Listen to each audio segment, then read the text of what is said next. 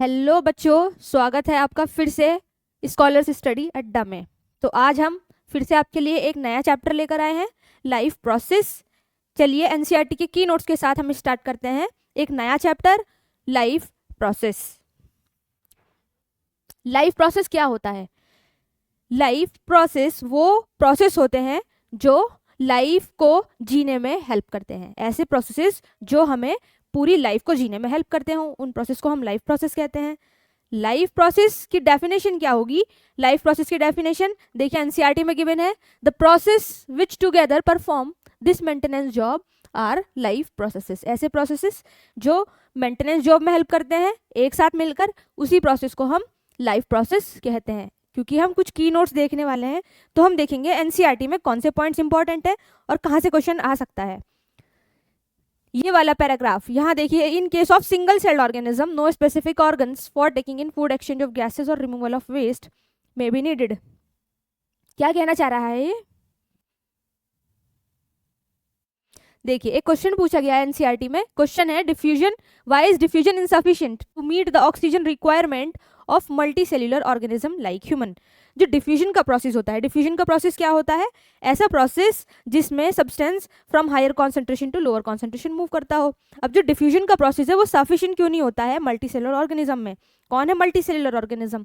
ऐसे ऑर्गेनिज्म जो बहुत सारी सेल अपनी बॉडी में रखते हों। एग्जाम्पल ह्यूमंस हैं, एनिमल्स हैं, हमारे पास हम मल्टी सेल्यूलर हैं क्योंकि हमारे पास एक से ज़्यादा सेल होती हैं। तो ऐसे ऑर्गेनिज्म के लिए डिफ्यूजन सफिशिएंट क्यों नहीं होता है? ये वाला जो पैराग्राफ है यही एक्सप्लेन करता है why diffusion is insufficient to multi cellular organism.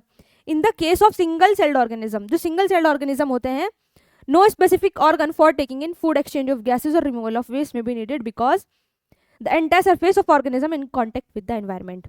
उनके जो सरफेस होता है वो पूरा का पूरा एनवायरमेंट के कॉन्टेक्ट में होता है और कोई स्पेसिफिक ऑर्गन नहीं होता किसी भी काम करने के लिए।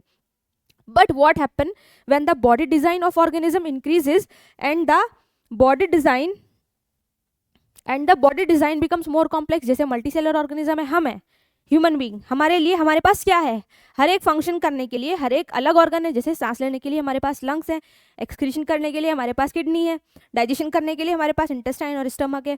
हर एक ऑर्गन अलग अलग है हर फंक्शन के लिए, तो बहुत सारे ऑर्गन है। हम लोग क्या नहीं कर सकते, हमारे लिए ईजी नहीं होता डिफ्यूजन, क्योंकि मल्टीसेलर ऑर्गेनिज्म में ऑल द सेल्स में not be in direct contact with the surrounding environment. हमारी हर एक सेल डायरेक्ट कॉन्टेक्ट में नहीं है। हमारे ऑर्गन्स क्या है? इनसाइड द स्किन है, वो डायरेक्टली कॉन्टेक्ट में नहीं है, इसीलिए हम डिफ्यूजन के प्रोसेस को नहीं कर पाते हैं। इसीलिए हमारे जो ब्रीदिंग प्रोसेस है वो अलग तरीके से होता है, ये डाइजेशन प्रोसेस वो अलग तरीके से होता है। ठीक है, इसीलिए सिर्फ डिफ्यूजन इनसफिशिएंट है मल्टीसेलर ऑर्गेनिज्म में। क्लियर? चलिए नेक्स्ट देखते हैं और क्या चीज़ इंपॉर्टेंट है। और हमें क्या देखना है? न्यूट्रिशन। न्यूट्रिशन क्या होता है? What is nutrition? न्यूट्रिशन वो प्रोसेस है जिससे हम जो खाना खा रहे हैं, हम लोगों ने जो खाना खाया है वो हमारी बॉडी को एनर्जी प्रोवाइड करेगा, यही न्यूट्रिशन होता है। ठीक है, तो इस चैप्टर में हम एक्चुअली पढ़ने क्या वाले हैं? इस चैप्टर में हम पढ़ने वाले हैं न्यूट्रिशन। न्यूट्रिशन में हमें पढ़ना है जो हम लोग खाना खाते हैं वो हमारी बॉडी में कैसे एनर्जी प्रोवाइड करता है, डाइजेस्ट कैसे होता है, डाइजेस्ट होने के बाद वो हमारी बॉडी को एनर्जी कैसे देता है, न्यूट्रिएंट्स कैसे प्रोवाइड करता है, जो न्यूट्रिएंट्स होते हैं वो पूरी बॉडी में सर्कुलेट कैसे करता है, और उसके बाद जो वेस्ट प्रोडक्ट होते हैं वो बाहर कैसे आ जाते हैं। जैसे हमें सबसे पहले क्या पढ़ना है? डाइजेशन पढ़ना है। हम लोगों ने खाना खाया, खाना खाने के बाद बॉडी में जाएगा और डाइजेशन होगा। सबसे पहले हम कौन सा प्रोसेस पढ़ेंगे? डाइजेशन पढ़ेंगे। डाइजेशन के बाद हम लोग क्या पढ़ने वाले हैं? हम पढ़ेंगे ब्रीदिंग। अब जो हमने खाना खाया था वो हमें एनर्जी प्रोवाइड करेगा। ठीक है, तो जो ब्रीदिंग प्रोसेस है उसमें हम यही पढ़ते हैं, जो फूड होता है वो एनर्जी कैसे प्रोवाइड करता है। ब्रीदिंग के बाद हम लोग पढ़ेंगे ट्रांसपोर्टेशन। जो हमने फूड लिया, एनर्जी प्रोवाइड हुई बॉडी को, उसके बाद जो न्यूट्रिएंट्स होते हैं वो भी पूरी बॉडी में सर्कुलेट होते हैं, वो प्रोसेस होता है ट्रांसपोर्टेशन। ट्रांसपोर्टेशन के थ्रू ही पूरी एनर्जी में न्यूट्रिएंट्स सर्कुलेट होते हैं। अब जो वेस्ट मटेरियल बचा वो बॉडी से बाहर आएगा, जिसको हम पढ़ते हैं एक्सक्रीशन के अंदर। ठीक है, तो ये 4 प्रोसेस हमें पढ़ने हैं, digestion, breathing, transportation and excretion. समझ आया? ये पूरा चैप्टर की एक समरी होती है। लाइफ प्रोसेस क्या है? जो फूड हम लेते हैं वो हमारी बॉडी में कैसे वर्क करता है। चलिए, व्हाट आर न्यूट्रिएंट्स? न्यूट्रिएंट्स क्या होते हैं? न्यूट्रिएंट्स होते हैं जो हम फूड खा रहे हैं, जो हम खाना खा रहे हैं उसके अंदर जो भी सब्सटेंसेस हैं वो न्यूट्रिएंट्स हैं। जैसे carbohydrate, proteins, fats, vitamins and other organic acids. ठीक है, ये सब न्यूट्रिएंट्स होते हैं, यही सब हमारी बॉडी को एनर्जी प्रोवाइड करते हैं। What is nutrition? अगर न्यूट्रिशन की डेफिनेशन देखी जाए तो न्यूट्रिशन क्या होता है? वो सब्सटेंसेस जो बॉडी को एनर्जी प्रोवाइड करते हैं, उस प्रोसेस को हम न्यूट्रिशन कहते हैं। ठीक है, आगे देखिए, जो मोड ऑफ न्यूट्रिशन है वो दो टाइप का हो सकता है, एक ऑटोट्रॉफिक न्यूट्रिशन होता है, एक हेटरोट्रॉफिक होता है। इसका क्या मतलब है? मतलब जो न्यूट्रिशन है, जो हम खाना खा रहे हैं, वो दो टाइप से खा सकते हैं ऑर्गेनिज्म अलग अलग, जैसे प्लांट्स और एनिमल्स हैं। कुछ जो ऑर्गेनिज्म है वो क्या होते हैं? ऑटोट्रॉफ्स होते हैं, कुछ ऑर्गेनिज्म हेटरोट्रॉफ्स होते हैं। जो ऑटोट्रॉफ्स होते हैं वो ऑर्गेनिज्म होते हैं जो अपना खाना खुद बना सकते हैं, जैसे प्लांट्स। प्लांट्स क्या करते हैं? अपना खाना खुद बनाते हैं। और हेटरोट्रॉफिक ऑर्गेनिज्म कौन होते हैं?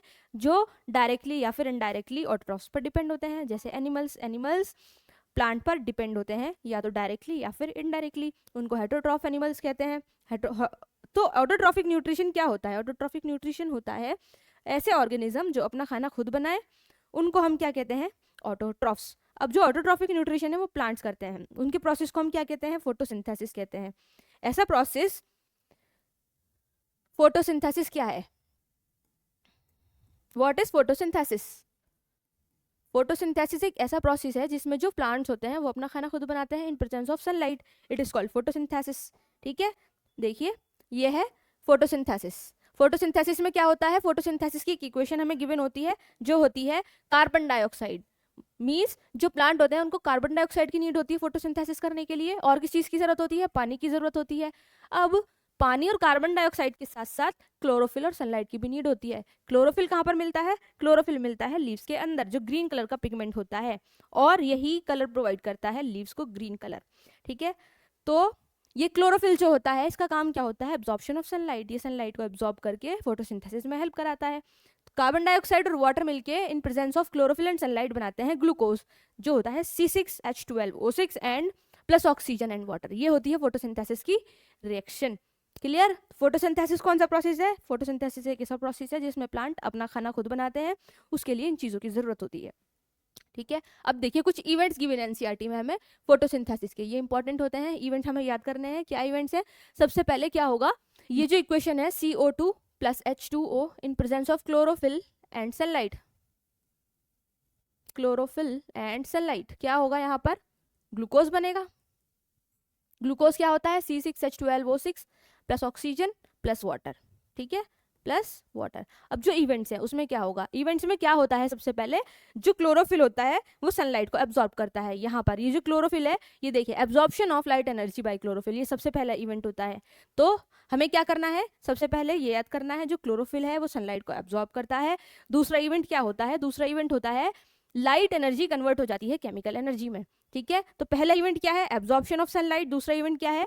जो सनलाइट है ये लाइट एनर्जी कन्वर्ट हो जाती है केमिकल एनर्जी में। क्लियर? सबसे पहले क्लोरोफिल की बात होगी, जब लाइट एनर्जी एब्जॉर्ब होगी उसके बाद वो लाइट एनर्जी कन्वर्ट हो जाएगी केमिकल एनर्जी में। अब जब लाइट एनर्जी केमिकल एनर्जी में कन्वर्ट हो जाती है तो ये H2O का ब्रेकडाउन होता है in hydrogen and oxygen. H2O breakdown होता है in water molecules into hydrogen and oxygen. Splitting हो जाती है वाटर मॉलिक्यूल्स की, किस चीज़ में? हाइड्रोजन में और ऑक्सीजन में। उसके बाद ये कार्बन डाइऑक्साइड रिड्यूस होता है और बनाता है ग्लूकोज। तो यही होता है photosynthesis. Clear? What is photosynthesis? ये जो फोटोसिंथेसिस के इवेंट्स होते हैं ये एक रेसिपी टाइप होता है। जैसे हम लोग खाना बनाने जाते हैं तो हमें रेसिपी की जरूरत होती है, लाइक हमें क्या करना है, पहले हम ये काम करेंगे उसके बाद कुछ ये काम करेंगे। बट ऐसा नहीं है कि हम एक बार में एक ही काम कर सकते हैं, हम मल्टीपल स्टेप्स को एक साथ भी कर सकते हैं। वैसे ही प्लांट्स के अंदर क्या होता है, जो इवेंट्स होते हैं ये जरूरी नहीं एक के बाद एक ही स्टेप हो, मल्टीपल स्टेप्स एक साथ भी हो सकते हैं। फर्स्ट स्टेप कंप्लीट नहीं होता है, सेकंड स्टेप स्टार्ट हो जाता है। वैसे ही जब हम कुछ खाना बनाते हैं तो ये इंपॉर्टेंट तो नहीं होता कि हम एक स्टेप को कंप्लीट करके तभी दूसरा स्टेप स्टार्ट करें, हम मल्टीपल स्टेप्स को एक साथ भी कर सकते हैं। तो ये एक रेसिपी है फोटोसिंथेसिस करने की प्लांट्स की, जो वो फॉलो करते हैं। क्लियर? क्या होते हैं इवेंट्स? ये एक कुछ स्टेप्स होते हैं फोटोसिंथेसिस करने के। ठीक है, चलिए आगे देखते हैं डेजर्ट प्लांट। डेजर्ट प्लांट के बारे में क्या बताया गया है? डेजर्ट प्लांट के बारे में बताया है जो डेजर्ट प्लांट होते हैं वहाँ पर पानी की कमी होती है।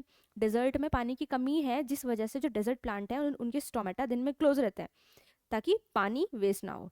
ठीक है। तो दिन में क्लोज रहते हैं और रात को ओपन होते हैं। जब रात को वो ओपन होते हैं तो कार्बन डाइऑक्साइड को एब्जॉर्ब कर लेते हैं, और कार्बन डाई एब्जॉर्ब करने के बाद इंटरमीडिएट बनाकर रख लेते हैं।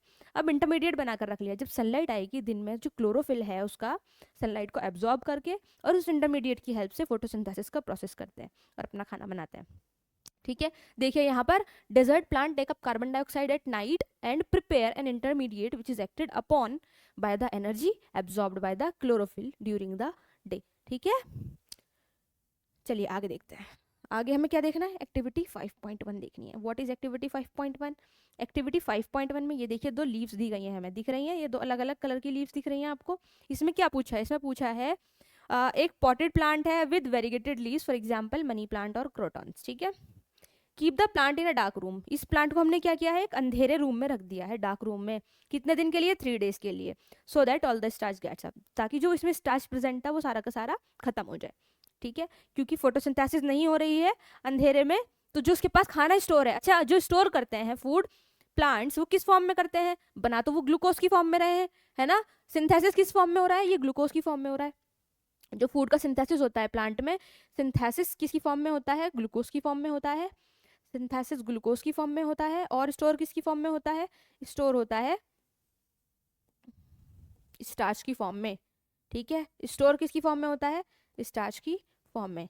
अब हम जब पढ़ेंगे इसका ट्रांसपोर्टेशन कैसे होता है। अब जब खाना बना के रख लिया है तो है नहीं कि बस फ्रीज में स्टोर करके रख देगा वो, अब जिसको जरूरत होगी वो खाना खाएगा आकर। हमारे घर में भी तो ऐसे होता है, जब हमारी मम्मी खाना बनाकर स्टोर में फ्रीज में स्टोर कर देती हैं, तो वो जो खाना होता है, अब हम आएंगे, हम आके बोलेंगे जल्दी से हमें खाना चाहिए, स्कूल से आप लोग आए हो, ठीक है, आके क्या बोलते हो, मम्मी खाना दो। तो मम्मी क्या करती हैं, जो खाना बनाकर रखती है फ्रीज में स्टोर करके, वो आपको दे देती हैं। क्योंकि प्लांट्स भी क्या करते हैं, वैसे ही अपना खाना स्टोर करके रखते हैं, जब जिसको भी जरूरत होती है वो आकर खाना यूज कर लेता है, खाना खा लेता है। तो वो खाना जो खाता है वो ट्रांसपोर्ट किया जाता है, एक जगह से दूसरी जगह पहुंचाया जाता है, और वो ट्रांसपोर्ट होता है किसकी फॉर्म में, ट्रांसपोर्ट होता है सुक्रोज की फॉर्म में। ठीक है, तो ये 3 अलग अलग फॉर्म होती हैं। एक जो खाना बनेगा वो ग्लूकोज की फॉर्म में बनेगा, जो स्टोर होगा वो स्टार्च की फॉर्म में होगा, जो ट्रांसपोर्ट होगा वो सुक्रोज की फॉर्म में होगा। क्लियर। चलिए आगे क्या देख रहे थे हम, ये एक्टिविटी देख रहे थे। अब जो स्टार्च की फॉर्म में उसने स्टोर करके रखा हुआ था, वो अब जरूरत पड़ी तो उन्होंने खाने को यूज कर लिया है। आगे, now keep the plant in sunlight for about कितने डेज, 6 आवर्स, 6 घंटे के लिए उन्होंने प्लांट को सनलाइट में रख दिया है। अब उन्होंने क्या किया है, एक पत्ती को तोड़ लिया है। कुछ टाइम प्लांट को सनलाइट में रखकर एक पत्ती को तोड़ लिया है। अब क्या किया, dip the leaf in boiling water for few minutes. क्यों बॉइलिंग वाटर में रख दिया, फ्यू मिनट्स के लिए, ताकि जो क्लोरोफिल था वो सारा का सारा क्या हो जाए, बॉयल हो जाए। ठीक है, जब बॉईल करेंगे तो जो क्लोरोफिल है वो वहां से खत्म हो जाएगा। आगे देखते हैं क्या होगा। After this immerse it in a beaker containing alcohol. अब उसको एल्कोहल कंटेनर में रखेंगे। Carefully place the above beaker in a water bath and heat till the alcohol begins to boil. What happens to the colour of the leaf, what is the colour of the solution. Leaf के colour के साथ क्या होगा बताओ, dilute solution of iodine. अब हमें क्या करना है, हमें जानना क्या है इसमें, हमें जानना है what can you conclude about the presence of starch in various areas of the leaf. हमें स्टार्च के बारे में बताना है, कुछ भी याद नहीं करना, हमें सिर्फ इतना याद करना है, जब भी हम स्टार्च टेस्ट करते हैं, ठीक है, हमें स्टार्च का पता लगाना होता है, तो हम आयोडीन की हेल्प से पता लगाते हैं। कैसे पता लगाते हैं, जो हमने फोटोसिंथेसिस कराया, कुछ टाइम प्लांट को कुछ घंटे 6 आवर्स रखा था इन प्रेजेंस ऑफ सनलाइट, वहाँ पे फोटोसिंथेसिस हुई थी। अब हमने क्या किया, उसको आयोडीन टेस्ट कराया। जिस जगह पर आयोडीन टेस्ट कराने के बाद ब्लू ब्लैक कलर आएगा, उस जगह पर स्टार्च का फॉर्मेशन हुआ है। जिस जगह पर ब्लू ब्लैक कलर नहीं आएगा, उस जगह पर स्टार्च का फॉर्मेशन नहीं होगा।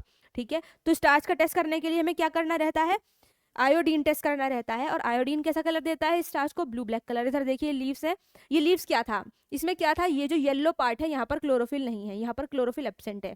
ठीक है, और जो ग्रीन पार्ट है यहाँ पर क्लोरोफिल प्रेजेंट है। जहाँ पर क्लोरोफिल प्रेजेंट है फोटोसिंथेसिस वहीं पर होगी। अब ये फोटोसिंथेसिस जब हो गई है तो यहाँ पर स्टार्च बन गया है, और स्टार्च का फॉर्मेशन होने के बाद हमने किस चीज़ का टेस्ट कराया है, हमने टेस्ट कराया आयोडीन का। और जिस जगह पर स्टार्च बनी है, देखिए वो कलर कैसा हो गया है, ब्लू ब्लैक कलर हो गया है। तो स्टार्च का टेस्ट करने के लिए हम आयोडीन टेस्ट करते हैं।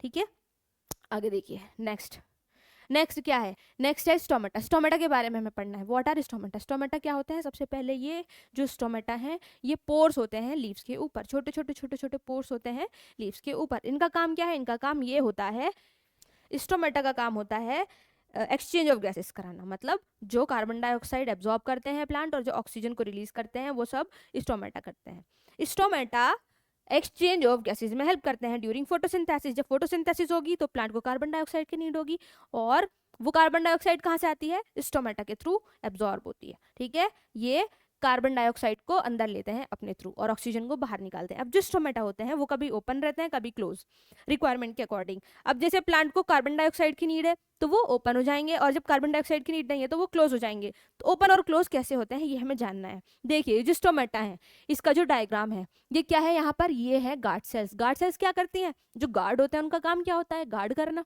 गेट को खोलना और बंद करना। तो इसमें भी जो गार्ड सेल है उनका क्या काम है? गेट को खोलना और बंद करना। ठीक है, जो गार्ड सेल्स हैं वो गार्ड करती हैं स्टोमेटा को। क्लियर हुआ?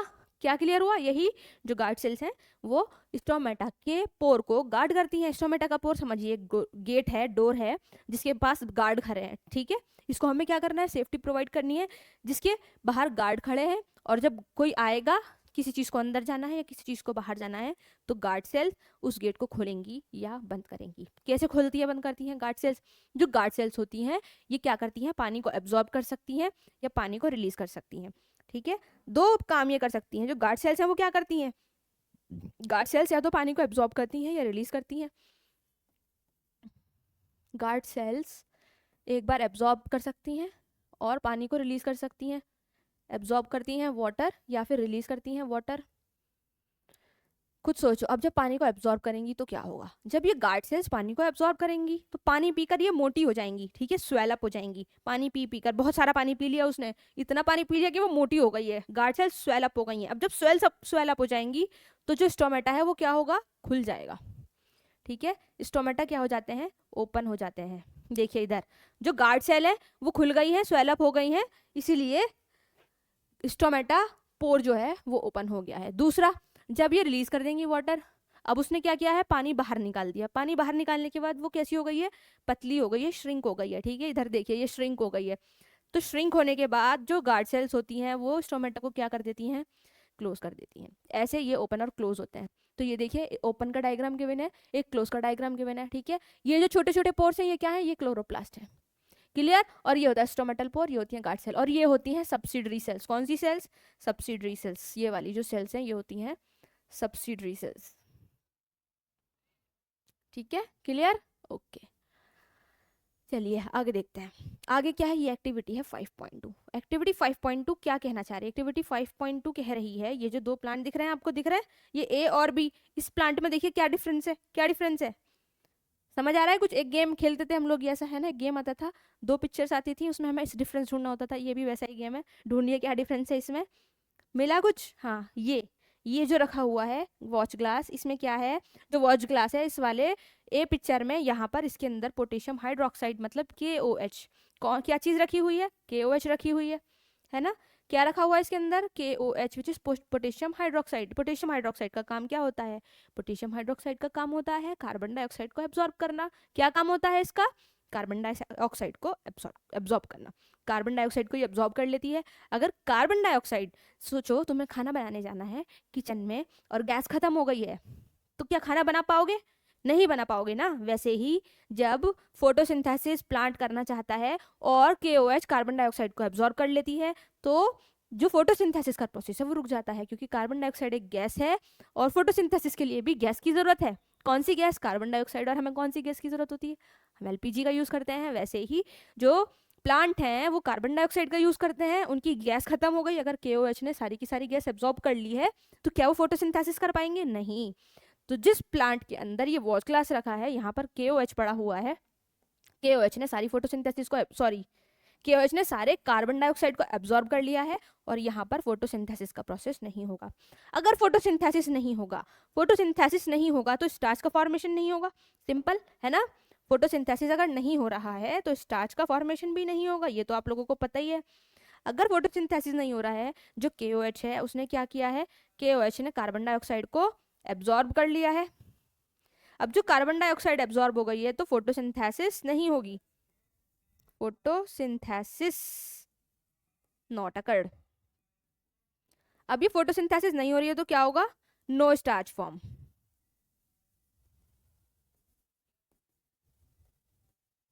अब मुझे एक चीज़ बताओ, जो ये वाला ए वाला प्लांट है और जो बी वाला प्लांट है, अगर मैं आप लोगों को ए वाले प्लांट की एक लीफ दे दूं और बी वाले प्लांट की एक लीफ दे दूं, और मैं आपसे बोलूं मुझे बताओ इसमें से ब्लू ब्लैक कलर किसका होगा, कौन सी लीफ का होगा, तो आप क्या बोलोगे? ब्लू ब्लैक कलर कौन सी लीफ का होगा? आपको क्या करना पड़ेगा उसके लिए? हाँ, अभी हम लोग पढ़ के आए हैं, क्या पढ़ कर आए हैं, जब भी हमें आयोडीन टेस्ट स्टार्च का पता करना होता है तो हम लोग क्या करते हैं? आयोडीन टेस्ट करते हैं। तो हम लोग यहाँ पर क्या करेंगे? आयोडीन टेस्ट करेंगे और हम पता लगाएंगे कहाँ पर स्टार्च बन रहा है और कहाँ पर नहीं बन रहा है। बी वाले में फोटोसिंथेसिस नहीं होगी, स्टार्च नहीं बनेगा, तो इसका कलर, सॉरी, बी वाले में फोटोसिंथेसिस होगी, स्टार्च बनेगा, तो इसका कलर कैसा हो जाएगा? इसका कलर हो जाएगा ब्लू ब्लैक। और इसका कलर कैसा हो जाएगा? ग्रीन, क्योंकि यहाँ फोटोसिंथेसिस होगी ही नहीं। जब फोटोसिंथेसिस नहीं होगी तो आयोडीन सॉल्यूशन भी इस पर कोई काम नहीं करेगा। क्लियर? चलिए आगे देखते हैं। अब आगे क्या लिखा हुआ है, यहाँ पर कुछ इंपॉर्टेंट पॉइंट्स लिखे हुए हैं। यहाँ पर एक इंपॉर्टेंट पॉइंट ये लिखा हुआ है, जो मटेरियल जैसे जो प्लांट होते हैं वो क्या करते हैं? सॉइल से वाटर को एब्जॉर्ब करते हैं, वाटर के साथ साथ कुछ इंपॉर्टेंट न्यूट्रिएंट्स को भी एब्जॉर्ब कर लेते हैं सॉइल से। ठीक है, जो प्लांट्स हैं वो सॉइल से रूट्स के थ्रू वाटर को एब्जॉर्ब कर रहे हैं और वाटर के साथ कुछ इंपॉर्टेंट न्यूट्रिएंट्स को भी एब्जॉर्ब कर लेते हैं। कौन कौन से न्यूट्रिएंट्स होते हैं? न्यूट्रिएंट्स होते हैं नाइट्रोजन, फॉस्फोरस, आयरन, मैग्नीशियम। ये कुछ ही न्यूट्रिएंट्स के नाम यहाँ पर गिवन है, इससे बहुत ज्यादा न्यूट्रिएंट्स एब्जॉर्ब होते हैं। क्लियर? तो हमें क्या याद करना है? Nitrogen, phosphorus, iron, magnesium. जो नाइट्रोजन है उसका क्या काम है? नाइट्रोजन प्लांट्स में प्रोटीन के फॉर्मेशन में हेल्प करता है। ठीक है, जो नाइट्रोजन है वो क्या करता है? प्रोटीन के फॉर्मेशन में हेल्प करता है। देखिए इधर, nitrogen is an essential element used in the synthesis of protein and other compound. आगे, ये होता किस फॉर्म में एब्जॉर्ब है? ये होता है नाइट्रेट्स और नाइट्राइट्स की फॉर्म में एब्जॉर्ब। इसका क्या मतलब है? जो नाइट्रोजन है सिंपल फॉर्म में वो प्लांट एब्जॉर्ब नहीं कर पाते, इसलिए जो नाइट्रोजन है वो कन्वर्ट हो जाती है नाइट्रेट्स और नाइट्राइट्स की फॉर्म में, तब प्लांट उसको एब्जॉर्ब करते हैं। ठीक है, तो किसकी फॉर्म में? नाइट्रेट्स और नाइट्राइट्स की फॉर्म में नाइट्रोजन एब्जॉर्ब होती है। और इस प्रोसेस को हम क्या कहते हैं? इस प्रोसेस को हम नाइट्रोजन फिक्सेशन भी कहते हैं। ठीक है, किस प्रोसेस को? नाइट्रोजन का नाइट्रेट्स और नाइट्राइट्स में कन्वर्ट होना। क्लियर? तो ये चीज हमने देख ली। अब हम आगे क्या देखेंगे? Heterotrophic nutrition. What is heterotrophic nutrition? Simple, आप लोग जानते हैं, जो ऑर्गेनिज्म अपना खाना खुद नहीं बना सकते और प्लांट के ऊपर डिपेंड रहते हैं, वो हेटरोट्रॉफिक ऑर्गेनिज्म होते हैं। हेटरोट्रॉफिक ऑर्गेनिज्म तीन टाइप के, जो हेटरोट्रॉफिक न्यूट्रिशन है वो तीन टाइप का होता है। कौन कौन सा होता है? एक होता है सैप्रोफिटिक, और क्या होता है? पैरासाइटिक, और एक होता है होलोजोइक न्यूट्रिशन। हम क्या देखने वाले हैं? Heterotrophic nutrition. हेटरोट्रॉफिक न्यूट्रिशन क्या होता है? हेटरोट्रॉफिक न्यूट्रिशन वो होता है जिसमें ऑर्गेनिज्म अपना खाना खुद ना बनाकर प्लांट के ऊपर डिपेंड होते हैं किसी भी तरीके से। वो डायरेक्टली भी डिपेंड हो सकते हैं। एग्जाम्पल, जैसे गोट है, वो डायरेक्टली क्या खाती है? प्लांट। बट हम लोग क्या करते हैं? हम लोग डायरेक्टली प्लांट नहीं खाते, हम लोग इनडायरेक्टली डिपेंड होते हैं। कैसे? जैसे हमने क्या खाया? गोट को खा लिया और गोट ने प्लांट को खाया था, हम लोग इनडायरेक्टली भी डिपेंड है। लायन इनडायरेक्टली डिपेंड होता है। ठीक है, जो लायन है वो क्या करता है? गोट को खाता है, गोट ने प्लांट को खाया था, वो इनडायरेक्टली डिपेंड हो गए। बट गोट डायरेक्टली डिपेंडेंट थी, उसने क्या खाया था? डायरेक्टली प्लांट को खाया था। क्लियर? देखिए अब आगे हमें क्या पढ़ना है? जो हेटरोट्रॉफिक न्यूट्रिशन है वो तीन टाइप का हो सकता है। एक पैरासाइटिक हो सकता है, एक होलोजोइक हो सकता है, एक सैप्रोफाइटिक हो सकता है। यहाँ देखिए, जो सैप्रोफाइटिक न्यूट्रिशन है उसके कुछ अच्छा, सैप्रोफाइटिक न्यूट्रिशन क्या होता है? सैप्रोफाइटिक न्यूट्रिशन वो न्यूट्रिशन होता है जिसमें जो ऑर्गेनिज्म है वो डायरेक्टली फूड को डाइजेस्ट नहीं करता। इसका क्या मतलब है? खाने के बाद वो डाइजेशन नहीं करता, खाना खाने से पहले डाइजेशन करता है। जैसे फंजाई है, वो क्या करती है? कुछ एसिड को रिलीज करती है और फूड को बॉडी के बाहर ही डाइजेस्ट करती है, उसके बाद खाती है। ठीक है, तो इसके क्या एग्जाम्पल है? सैप्रोफाइटिक के एग्जाम्पल है फंजाई, जैसे ब्रेड माउल्ड्स, यीस्ट एंड मशरूम्स। ठीक है, ये कौन है? सैप्रोफाइट्स हैं। होलोजोइक न्यूट्रिशन कौन करता है? होलोजोइक न्यूट्रिशन हम लोग करते हैं। हम लोग क्या करते हैं? खाना खाने के बाद बॉडी के अंदर उसको डाइजेस्ट करते हैं, वही होता है holozoic nutrition. Parasitic nutrition. Parasitic nutrition का क्या मतलब है? पैरासाइट्स वो होते हैं जो किसी ऑर्गेनिज्म के ऊपर रहते हैं और उसी से अपना खाना लेते हैं, उसी के ऊपर डिपेंड होते हैं, वो होते हैं पैरासाइट्स। पैरासाइट्स की एग्जाम्पल एनसीईआरटी में गिवन है। पैरासाइट्स की एग्जाम्पल क्या क्या गिवन है? कसकटा, अमरबेल, ticks, lice, leeches and tapeworm. हमारे जो बॉडी है, बालों में क्या हो जाती है? लाइसेस जो हो जाती है ना, वो क्या करती हैं?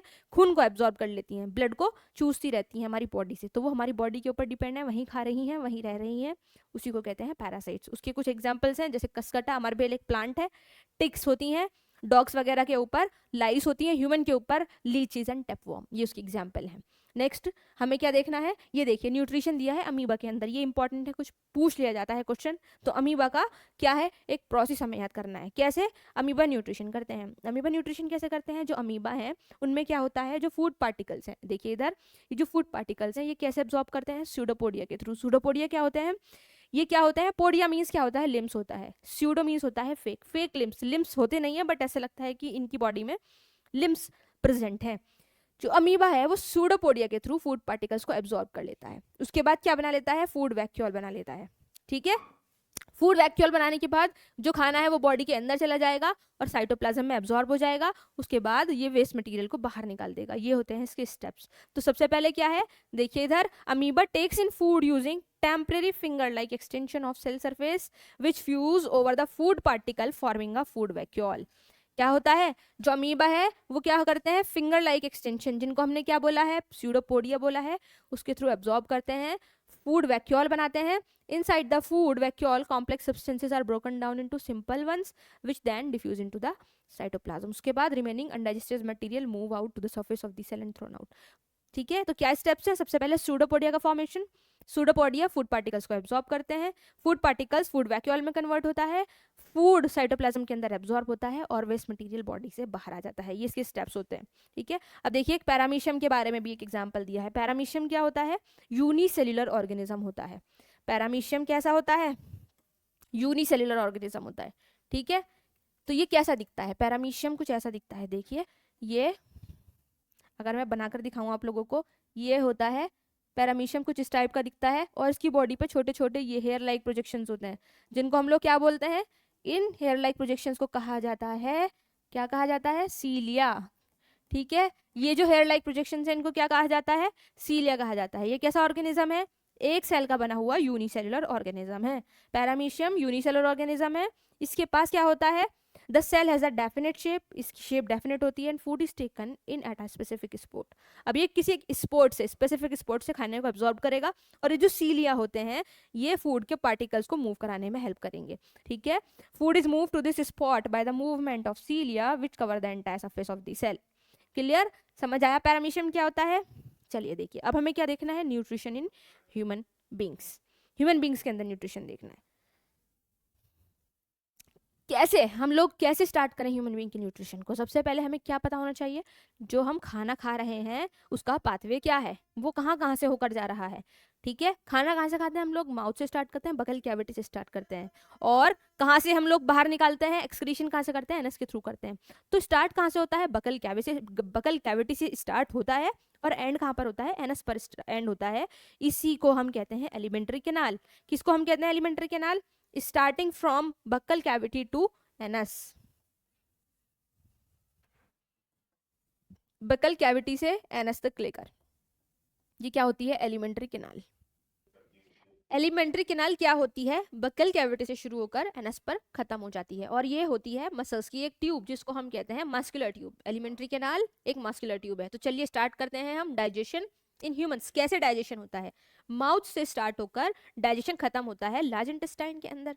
ठीक है, माउथ में क्या होता है, माउथ के अंदर क्या क्या प्रेजेंट है, सबसे पहले टंग प्रेजेंट है और टीथ प्रेजेंट है, और क्या प्रेजेंट है, सलाइवरी ग्लैंड्स प्रेजेंट है। टंग क्या करती है, मिक्सिंग ऑफ फूड में हेल्प करती है, और जो फूड है उसको क्या करने में हेल्प करती है, मिक्स करने में हेल्प करती है और उसको गीला करने में। जैसे सलाइवरी ग्लैंड्स का जो सिक्रीशन होता है वो क्या करता है, सिक्रीट करता है अपने सिक्रीशन को, और जो टंग होती है वो उसको मिक्स कर देती है।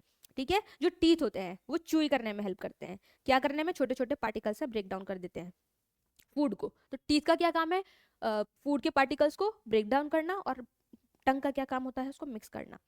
ठीक है, आगे जो टंग होती है उसके ऊपर कुछ टेस्ट बड्स भी प्रेजेंट होते हैं। ठीक है, जिससे हम क्या कर पाते हैं, टेस्ट को पहचान पाते हैं। देखिए सबसे पहले क्या होता है, माउथ से स्टार्ट करते हैं, माउथ के अंदर टीथ होते हैं, क्या होते हैं, टीथ होते हैं, और क्या प्रेजेंट होता है, टंग प्रेजेंट होती है, और क्या प्रेजेंट होता है, सलाइवरी ग्लैंड्स प्रेजेंट होती हैं। ठीक है, सलाइवरी ग्लैंड्स। टंग क्या करती है, मिक्सिंग ऑफ फूड करती है,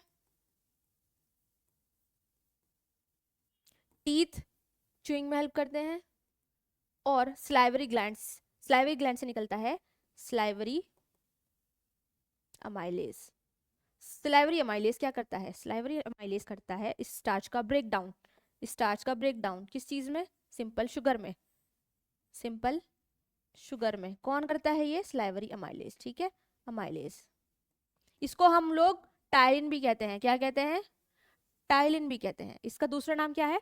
टाइलिन। ये होता है माउथ के अंदर। ठीक है, जो स्टार्च है उसका ब्रेक डाउन होता है सिंपल शुगर में। सिर्फ और सिर्फ स्टार्च का ब्रेक डाउन होता है माउथ में। उसके बाद क्या होगा? जो ईसोफेगस है, अब ईसोफेगस में फूड जाएगा। ठीक है, ईसोफेगस क्या करता है? ईसोफेगस फूड को नीचे की साइड धक्का लगाता है। ठीक है, कैसे धक्का लगाता है? पेरिस्टाल्टिक मूवमेंट के थ्रू। जैसे ये फूड पाइप है, समझिए ये फूड पाइप है, ऊपर से क्या होगा? ये दबेगा तो फूड नीचे की साइड जाएगा, फिर ये दबेगा, फिर फूड नीचे की साइड जाएगा। इसी को क्या कहते हैं? पेरिस्टाल्टिक मूवमेंट कहते हैं।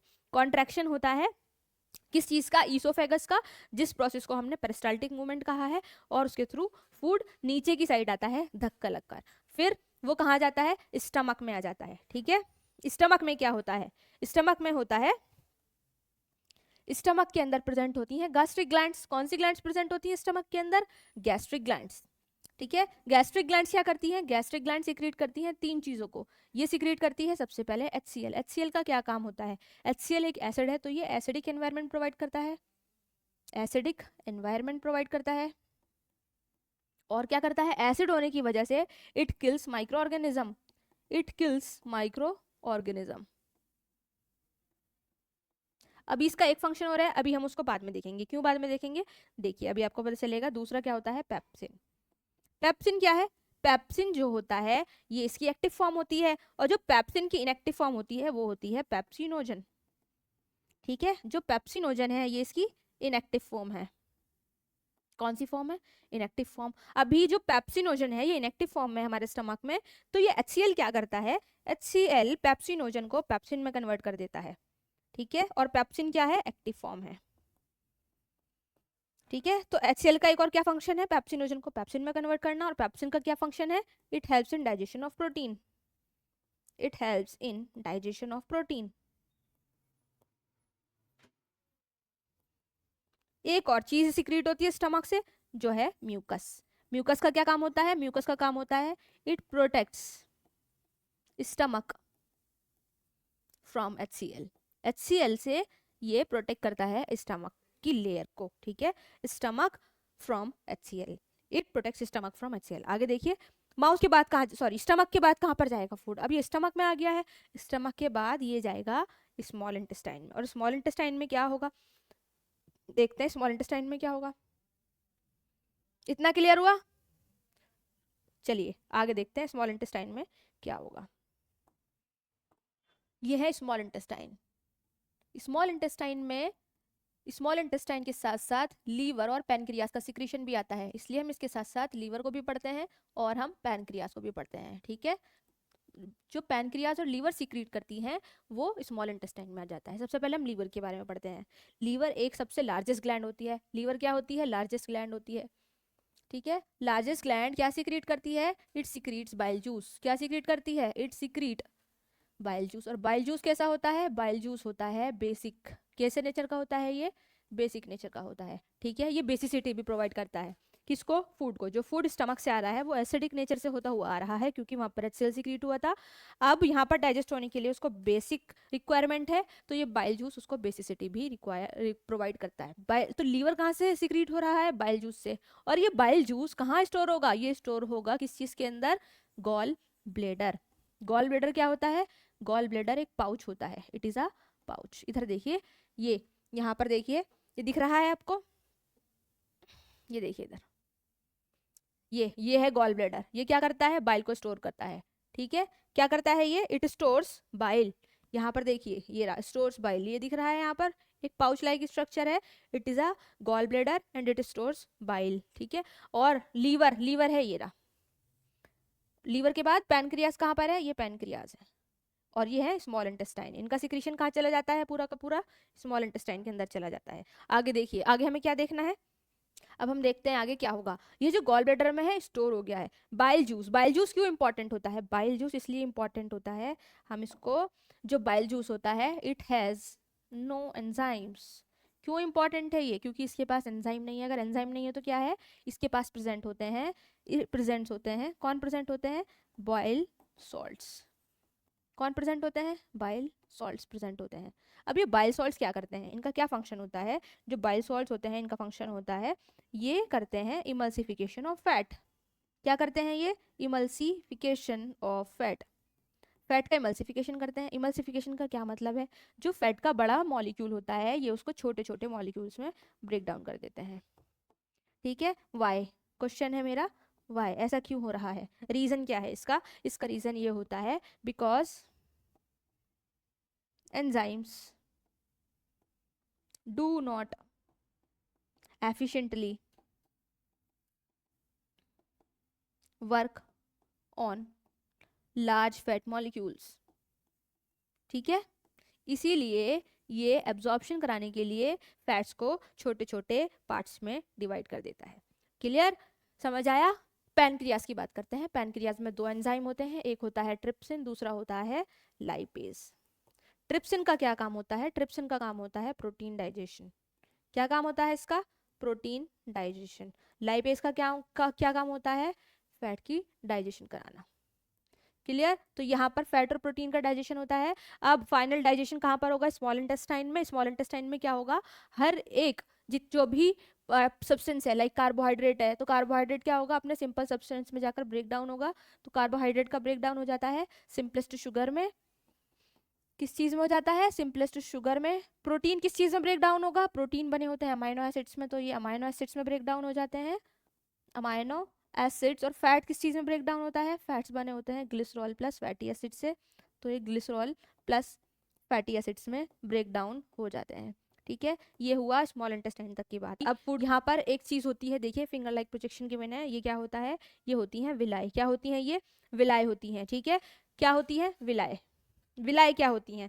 विलाय होती हैं स्मॉल इंटेस्टाइन के अंदर फिंगर लाइक प्रोजेक्शंस। क्या होती हैं? जो स्मॉल इंटेस्टाइन है उसके अंदर फिंगर लाइक प्रोजेक्शंस होती हैं। क्यों होती हैं? क्योंकि हमने देखा अभी स्मॉल इंटेस्टाइन में डाइजेशन कंप्लीट होता है। डाइजेशन कंप्लीट होने के बाद वहाँ एब्जॉर्प्शन होगा, और एब्जॉर्प्शन के लिए ज़्यादा सरफेस एरिया की नीड होगी, और वो सरफेस एरिया प्रोवाइड करती हैं विलाय। क्लियर, उसके बाद unabsorbed food is sent into the large intestine. अब ये अनएब्जॉर्ब्ड फूड लार्ज इंटेस्टाइन में भेज दिया जाता है, where it's will absorb more water from this material. अब जो वाटर, एक्स्ट्रा वाटर बॉडी से बाहर जाने वाला था वो लार्ज इंटेस्टाइन में एब्जॉर्ब हो जाएगा, और rest of the material is removed from the body via the anus. The exit of this waste material is regulated by anal sphincter. Sphincter क्या होता है? स्फिंक्टर वो होते हैं जो फूड को वापस जाने से रोकते हैं। ठीक है, ये फूड का जो पाथवे है वो वन वे बनाते हैं ताकि फूड वापस से ना जा पाए, ये वेस्ट मटेरियल जो बना है वो वापस से ना जा पाए। क्लियर, चलिए आगे देखते हैं। आगे हमें क्या पढ़ना है? रेस्पिरेशन। हमें क्या पढ़ना है? रेस्पिरेशन। यहाँ देखिए एक फिगर 5.7, यहाँ पर एक एक्टिविटी गिवन है। क्या एक्टिविटी गिवन है? एक्टिविटी गिवन है हमें take some freshly prepared lime water in a test tube. यहाँ हमने लाइम वाटर ले लिया है, blow air through this lime water. अब हमें क्या करना है? एयर, ये देखिए ये किस चीज के? पिचकारी के थ्रू एयर दी जा रही है, और ये फूंक मार के, है ना, ट्यूब के थ्रू। ये देखिए इंसान फूंक मारकर इसमें क्या दे रहा है? Carbon dioxide. आगे क्या होगा? Now how long it takes for the lime water to turn milky. जब हम केमिस्ट्री में क्या पढ़ते हैं? केमिस्ट्री में हमने पढ़ा है, क्या पढ़ा है हमने केमिस्ट्री में? जो लाइम वाटर है, कौन होता है लाइम वाटर? लाइम वाटर होता है CaOH का whole twice, it is lime water. इसमें जब हम कार्बन डाइऑक्साइड पास करते हैं तो ये बनाता है कैल्शियम कार्बोनेट, जो कैसे कलर का होता है? मिल्की कलर का होता है। ठीक है, अब उसने क्या पूछा है हमसे?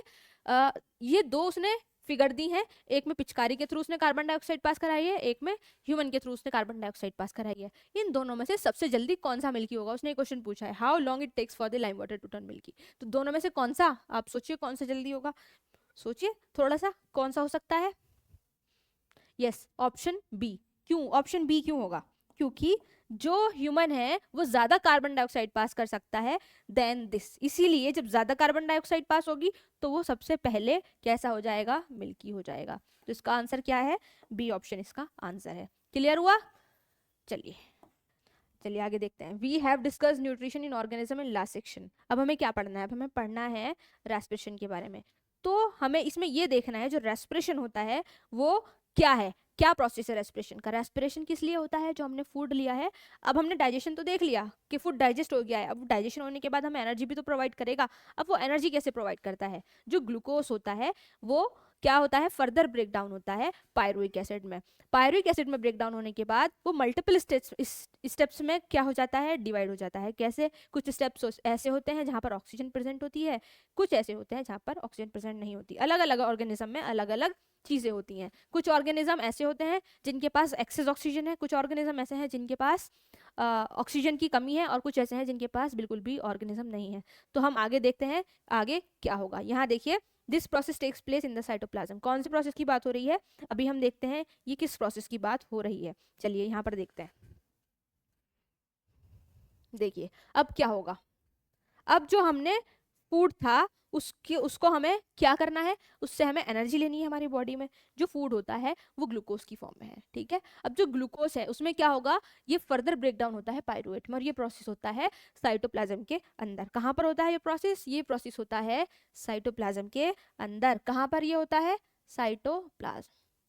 कौन सा प्रोसेस? ये वाला, ग्लूकोज से पायरुवेट बनना। और ये क्या होता है, ये इंपॉर्टेंट है, ये क्या होता है, it is a common pathway. कैसा पाथवे है ये? कॉमन पाथवे है। कैसे है ये कॉमन पाथवे? देखिए, तीन चीज में ये डिवाइड हो जा रहा है आगे जाकर, बट इन तीनों का एक कॉमन पाथवे क्या है? ग्लूकोज से पायरुवेट में कन्वर्ट होना। जो ग्लूकोज है वो 6 कार्बन का मॉलिक्यूल है, और जो पायरुवेट है वो 3 कार्बन का मॉलिक्यूल है। अब जब ग्लूकोज पायरुवेट में कन्वर्ट हो जाता है, उसके बाद ये फर्दर 3 स्टेप्स में डिवाइड होता है। क्या 3 स्टेप्स हैं? पहला स्टेप है जहाँ पर ऑक्सीजन एब्सेंट है, ऑक्सीजन एब्सेंट होती है ईस्ट के अंदर, और यहाँ पर जो फॉर्मेशन होता है वो होता है इथेनॉल का, कार्बन डाइऑक्साइड का प्लस एनर्जी का। देखिए कैसे ये बन रहा है, इधर देखिए। सबसे पहले जो ग्लूकोज है वो ब्रेक डाउन हुआ किस चीज में? पायरुवेट में।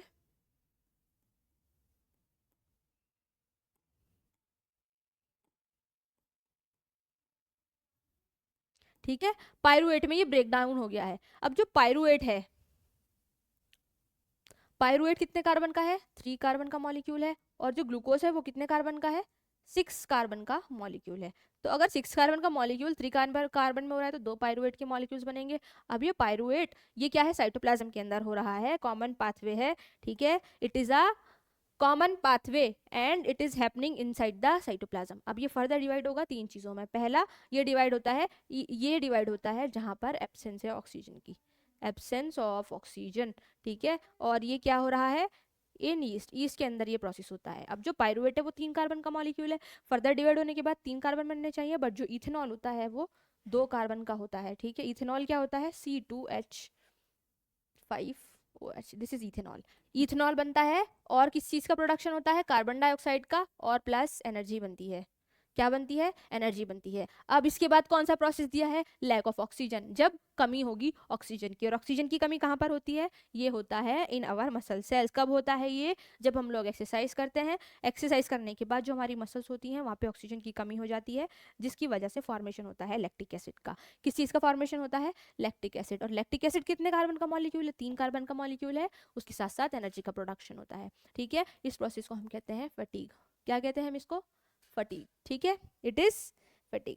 नेक्स्ट क्या होगा? Presence of oxygen. अगर ऑक्सीजन प्रेजेंट है माइटोकॉन्ड्रिया के अंदर ये प्रोसेस होगा, और यहाँ पर बनता है कार्बन डाइऑक्साइड, वाटर और एनर्जी। क्लियर? यहाँ पर जो एटीपी है, एटीपी क्या होता है? एटीपी होती है energy currency of the cell. What is ATP? Energy currency of the cell. Store जो होती है एनर्जी हमारी बॉडी में वो एटीपी की फॉर्म में होती है, और जब भी बॉडी को रिक्वायरमेंट होती है तो एटीपी उसको एनर्जी प्रोवाइड करता है। देखिए यहाँ पर ATP is the energy currency of most cellular process. Energy release during the process of respiration is used to make an ATP molecule from ADP. ADP में एक फॉस्फेट ऐड होता है तो क्या बन जाता है?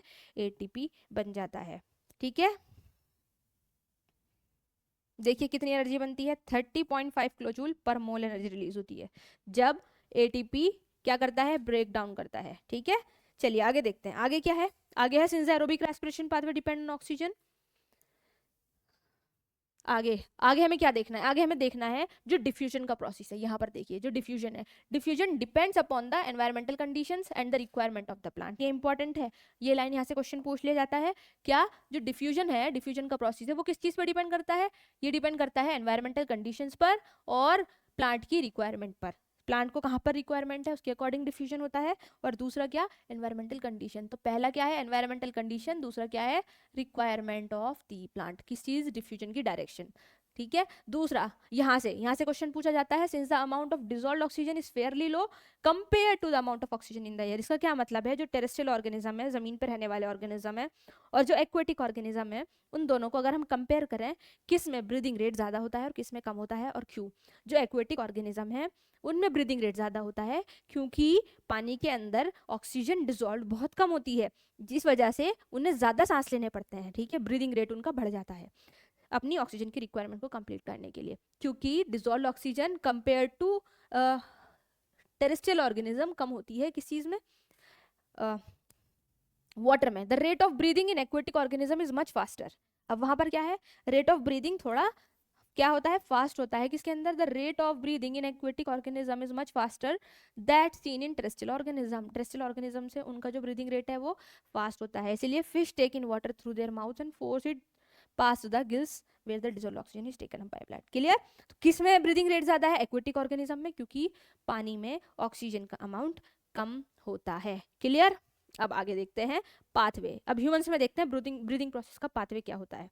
ठीक है, चलिए, जो ह्यूमंस हैं उसमें क्या होता है, जो हम सांस लेते हैं, कहाँ से लेते हैं हम स्टार्ट करते हैं नॉस्ट्रल्स से या फिर माउथ से। अब देखिए, ये नेसल पासेज है, नॉस्ट्रल्स हैं। ठीक है, नेसल पासेज नॉस्ट्रल्स में क्या होता है, क्या क्या प्रेजेंट होता है नॉस्ट्रल्स के अंदर, नॉस्ट्रल्स के अंदर हेयर पार्टिकल्स प्रेजेंट है ना, हेयर, फाइन हेयर पार्टिकल्स है, और क्या है, म्यूकस प्रेजेंट है। ये क्या करते हैं, ये ट्रैप करते हैं डस्ट पार्टिकल्स को।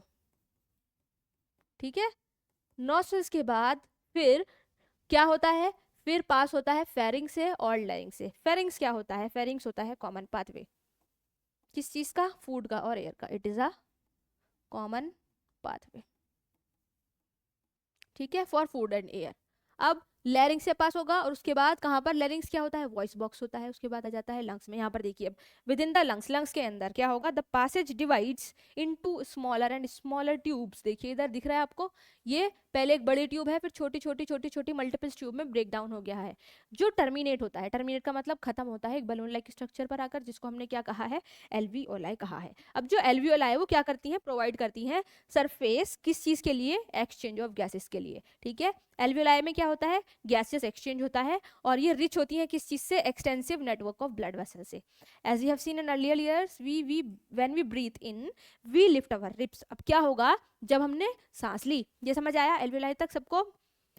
ठीक है, अब देखिए इधर दो प्रोसेस हो सकते हैं, एक होता है एक्सलेशन, एक होता है इनहेलेशन। एक्सलेशन में क्या होता है, एक्सलेशन होता है एक होता है इनहेलेशन।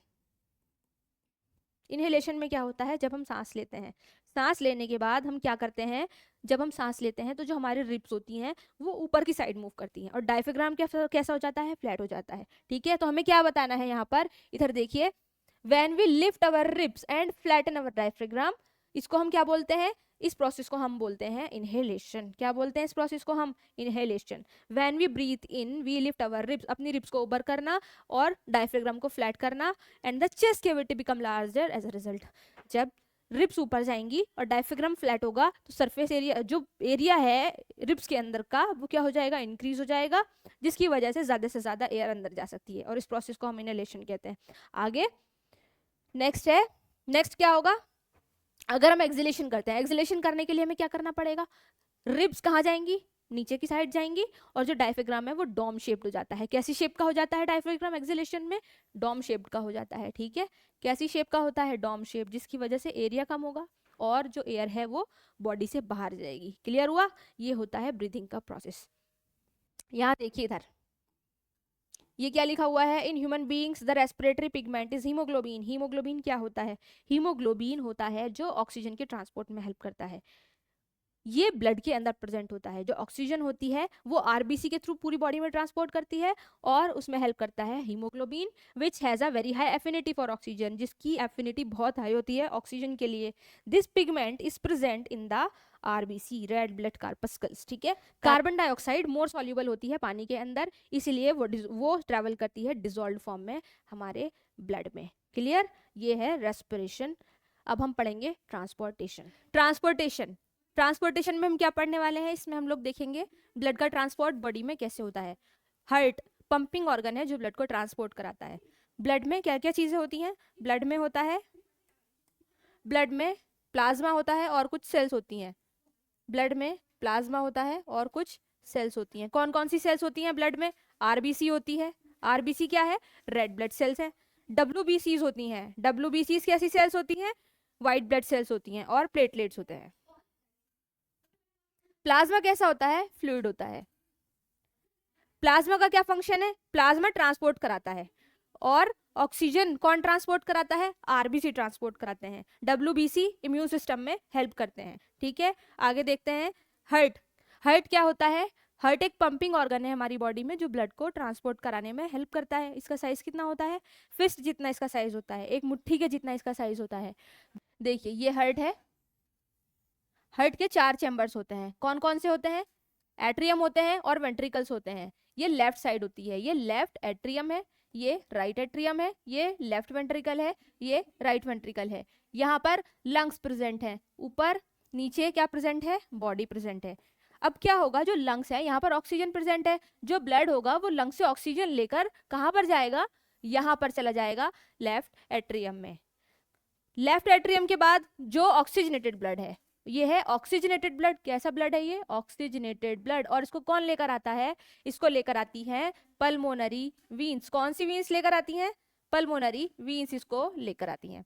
यहाँ पर ये जो सेपरेशन है यहाँ पर प्रेजेंट होती हैं वॉल्स। वॉल्स क्या करती हैं, यहाँ पर वॉल्स प्रेजेंट होती हैं। क्या प्रेजेंट होती हैं, यहाँ पर वॉल्स प्रेजेंट होती हैं। वॉल्स का क्या काम होता है, वॉल्स का काम होता है ब्लड को बैकवर्ड फ्लो से रोकना। ठीक है, ये क्या है, यहाँ पर 2 गेट लगे हुए हैं। जब भी ब्लड लेफ्ट एट्रियम से वेंट्रिकल की तरफ आएगा तो यहाँ पर जो वॉल्स है वो ओपन होंगी। अगर ये जब लेफ्ट वेंट्रिकल है, ये क्या करेगा, अब इस ब्लड को बॉडी में भेजेगा। लेफ्ट वेंट्रिकल कैसा ब्लड है, ये ऑक्सीजनेटेड ब्लड है। और ऑक्सीजनेटेड ब्लड को बॉडी में लेकर जाती है एओर्टा। कौन लेकर जाती है, एओर्टा। जब ये लेफ्ट वेंट्रिकल ऑक्सीजनेटेड ब्लड को बॉडी में भेजेगा तो ये प्रेशर लगाएगा। और प्रेशर जब लगाता है तो जो ब्लड है लेफ्ट वेंट्रिकल का, उसके चांसेस होते हैं वापस लेफ्ट एट्रियम में जाने के। वही ये जो वॉल्स होती हैं उस पाथवे को ब्लॉक कर देती हैं। तो वॉल्स का काम क्या होता है, बैकवर्ड फ्लो को रोकना। वॉल्स का क्या काम है, ये स्टॉप करती है बैकवर्ड फ्लो को। क्लियर। अब यहाँ पर क्या होगा, एओर्टा ऑक्सीजनेटेड ब्लड लेकर आया था, यहाँ पर ऑक्सीजन ले लेगी बॉडी। अब जो ब्लड है वो डीऑक्सीजनेटेड हो जाएगा और ये डीऑक्सीजनेटेड ब्लड बॉडी से जाता है राइट एट्रियम में। कौन सा ब्लड है ये, डीऑक्सीजनेटेड ब्लड। डीऑक्सीजनेटेड ब्लड कौन लेकर जाता है, ये लेकर जाती है वेना कावा। वेना कावा क्या होती है, वेना कावा होती है लार्जेस्ट वीन, लार्जेस्ट वीन। और यहीं पर एओर्टा क्या थी, ये थी लार्जेस्ट आर्टरी। आर्टरीज क्या करती हैं, आर्टरीज ऑक्सीजनेटेड ब्लड को कैरी करती हैं और वीन्स डीऑक्सीजनेटेड ब्लड को कैरी करती हैं। तो एओर्टा लार्जेस्ट आर्टरी होती है और वेना कावा लार्जेस्ट वीन होती है। अब यहाँ पर भी क्या प्रेजेंट है, यहाँ पर भी वॉल्स प्रेजेंट है राइट एट्रियम और राइट वेंट्रिकल के बीच, क्योंकि यहाँ पर भी बैकवर्ड फ्लो होने के चांसेस हैं। अब राइट एट्रियम से राइट वेंट्रिकल में ब्लड आएगा। अब राइट वेंट्रिकल इसको लंग्स में भेज देगा, क्योंकि ये कैसा ब्लड है, डीऑक्सीजनेटेड ब्लड, इसको ऑक्सीजन की नीड है। राइट वेंट्रिकल से लंग्स में जो ब्लड लेकर जाता है उसका नाम होता है पल्मोनरी आर्टरी। क्या नाम होता है उसका, पल्मोनरी आर्टरी। ठीक है, ये होता है ट्रांसपोर्टेशन का पाथवे। ये है ब्लड का ट्रांसपोर्टेशन ह्यूमन की बॉडी में। क्लियर। तो यहाँ पर क्या हो रहा है, सबसे पहले लंग्स क्या कर रहे हैं, ऑक्सीजनेटेड ब्लड को लेफ्ट एट्रियम में भेज रहे हैं, जो लेकर आ रही है पल्मोनरी वीन्स। लेफ्ट एट्रियम से लेफ्ट वेंट्रिकल में आ रहा है, यहाँ पर वॉल्स प्रेजेंट है, वॉल्स का काम होता है बैकवर्ड फ्लो को रोकना। लेफ्ट वेंट्रिकल से बॉडी में आता है through aorta, aorta largest artery होती है। बॉडी से जाता है राइट एट्रियम में, जो वेना कावा लेकर जाती है, और वेना कावा लार्जेस्ट वीन होती है। ये लेकर जाती है डीऑक्सीजनेटेड ब्लड को। राइट एट्रियम से फिर से राइट वेंट्रिकल में आता है और राइट एट्रियम से राइट वेंट्रिकल से ये लंग्स में चला जाता है थ्रू पल्मोनरी आर्टरी। ये है ये वाला प्रोसेस जिसमें हमने ये पढ़ लिया है। अब आगे देखते हैं, oxygen enters the blood in the lungs. अब ऑक्सीजन लंग्स में एंटर हो जाती है। ठीक है, हमें कुछ चीजें क्या देखनी है, एक तो हमें क्या देखना है, ये कौन सा प्रोसेस है, इसको हम कहते हैं डबल सर्कुलेशन। कौन सा सर्कुलेशन, डबल सर्कुलेशन। क्यों कहते हैं हम इसको डबल सर्कुलेशन, क्योंकि यहाँ पर जो ब्लड है वो 2 बार सर्कुलेट कर रहा है, एक बार राइट साइड से, एक बार लेफ्ट साइड से ब्लड सर्कुलेट कर रहा है। और डबल सर्कुलेशन का प्रोसेस मेनली किस में होता है? मेनली होता है ये बर्ड्स में और ममल्स में, क्योंकि बर्ड्स और ममल्स के पास क्या होता है? 4 चैम्बर्ड हार्ट। ठीक है, बर्ड्स और ममल के पास क्या है? 4 चैम्बर हार्ट है। क्लियर? इधर देखिए, ये क्या है? In animals that do not use energy for this purpose, the body temperature depends on the temperature in the environment. Such animals like amphibians and many reptiles have 3-chambered heart. अब amphibian और reptile के पास क्या है? 3-chambered heart है। और mammals और birds के पास क्या था? 4-chambered heart था। Whereas fishes के पास क्या होता है? On the other hand, they have only 2 chambers on their heart and the blood is pumped to the gills. Fish में 2-chambered heart होता है। फिश में गिल्स में जाता है ब्लड। कौन सा ब्लड जाता है? डीऑक्सीजनेटेड ब्लड जाता है। डीऑक्सीजनेटेड ब्लड जाता है, यहाँ पर ऑक्सीजन कैरी करता है और वापस से क्या होता है? ऑक्सीजनेटेड होकर ब्लड में चला जाता है। क्लियर? देखिए इधर, thus blood goes only once passes through the, इधर देखिए, blood goes only once through the heart in the fish during one cycle of passage through the body. On the other hand, it goes through the heart twice during each cycle in other vertebrate. This is known as double circulation. Clear हुआ? चलिए आगे देखते हैं और क्या points important है इसमें। और ये ब्लड प्रेशर क्या होता है? What is blood pressure? The force that blood exerts against the wall of vessel is called blood pressure. जो ब्लड है वो ब्लड वेसल्स के अगेंस्ट जो प्रेशर लगाएगा उसी को हम ब्लड प्रेशर कहते हैं। अब ये दो टाइप का होता है, एक होता है सिस्टोलिक, एक होता है डायस्टोलिक। सिस्टोलिक प्रेशर होता है कॉन्ट्रैक्शन के टाइम पर। अभी मैंने बताया था जो पंप होता है वो कॉन्ट्रैक्ट करता है, जो वेंट्रिकल्स होते हैं पूरी बॉडी में ब्लड को भेजने के लिए क्या करते हैं? कॉन्ट्रैक्ट करते हैं।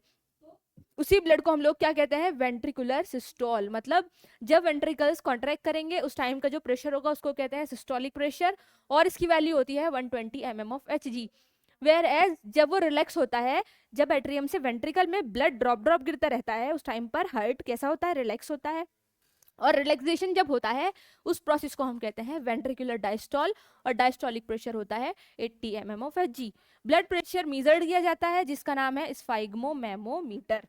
High blood pressure is also called hypertension and is caused by constriction of arterioles.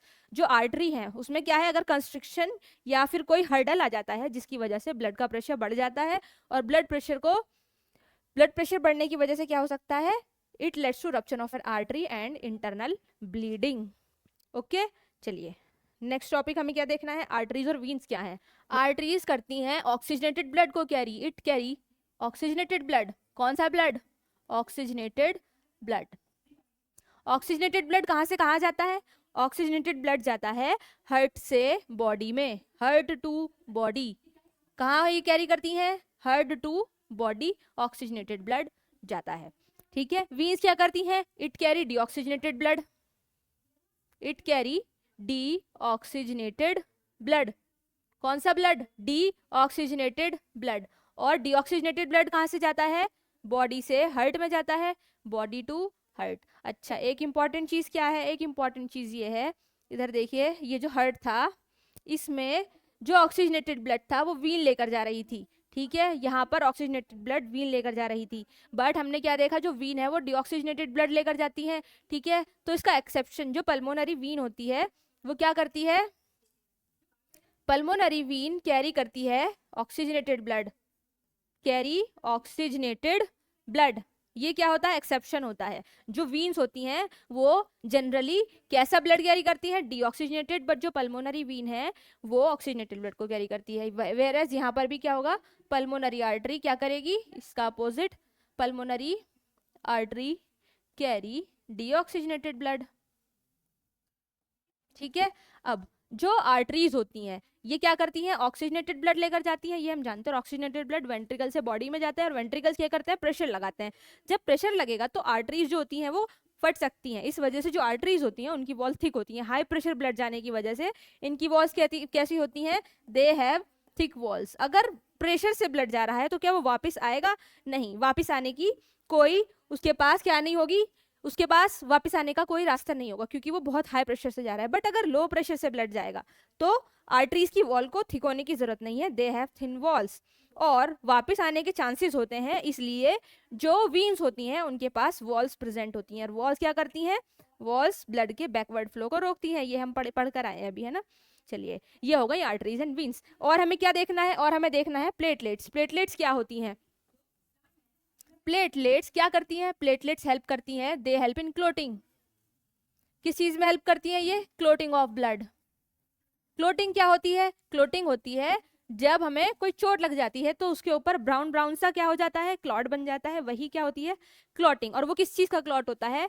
वो होता है किस चीज का क्लॉट? देखिए, जो प्लेटलेट्स हैं, यहाँ पर क्या होगा? जो प्लेटलेट्स हैं, जैसे ही हमें कोई चोट लगी या कोई कट लगा, प्लेटलेट्स का क्या काम होता है? प्लेटलेट्स का काम होता है केमिकल को सिक्रीट करना। उस केमिकल का क्या नाम है? प्रोथ्रोम्बिन। क्या नाम है उस केमिकल का? प्रोथ्रोम्बिन। प्रोथ्रोम्बिन कन्वर्ट हो जाता है थ्रोम्बिन में। अब ये थ्रोम्बिन का क्या काम है?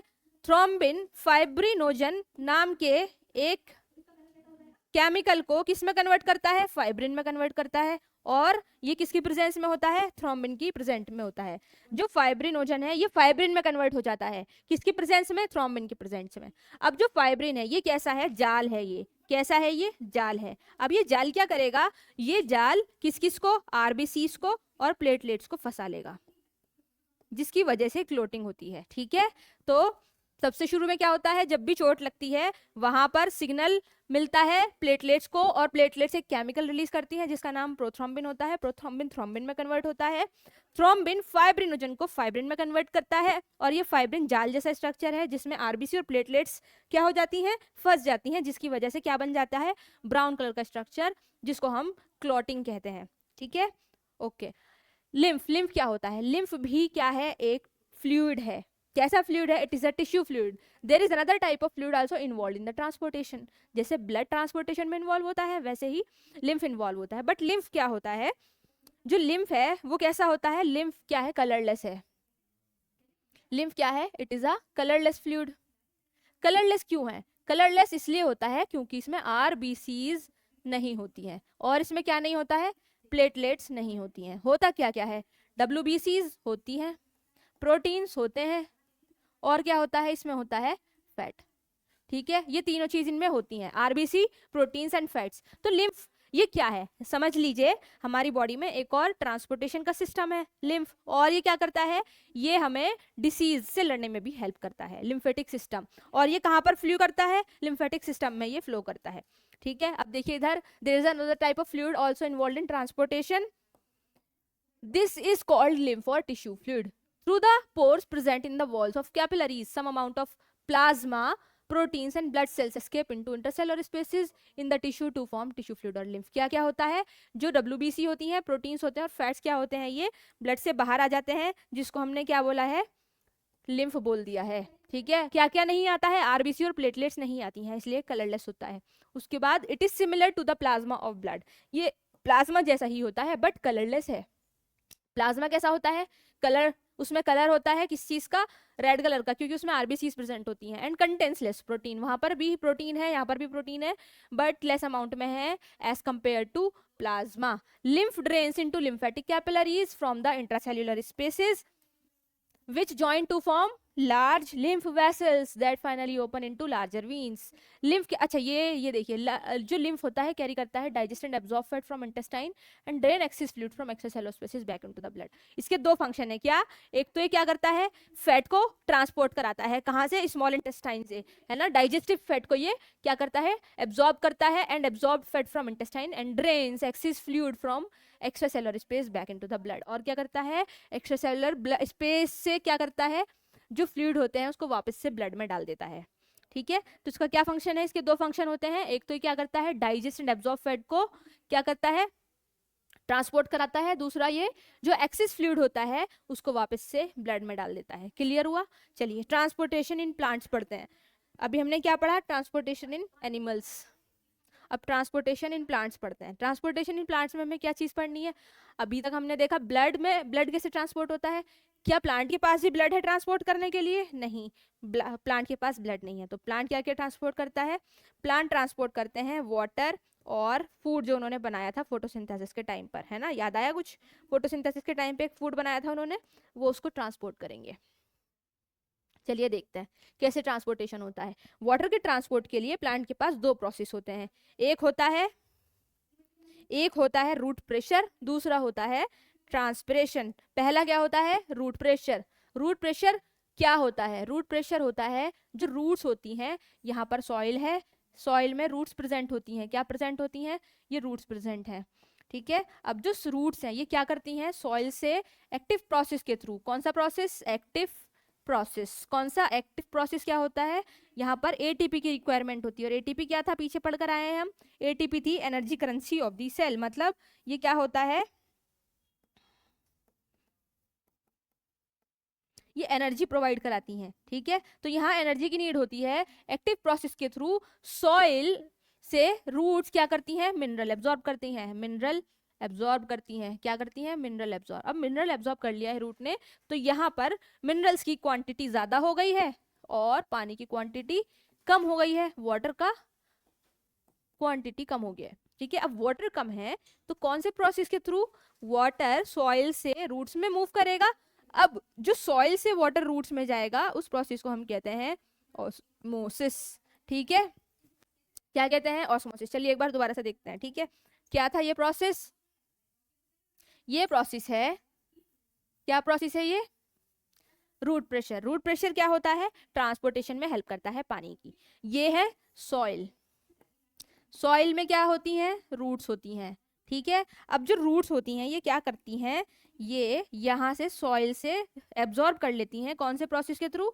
एक्टिव प्रोसेस के थ्रू। एक्टिव प्रोसेस क्या होता है? Energy is required, energy is needed, ठीक है। एक्टिव प्रोसेस होता है जहाँ पे एनर्जी की जरूरत होती है। एनर्जी को यूज करके ये मिनरल्स को एब्जॉर्ब करती हैं।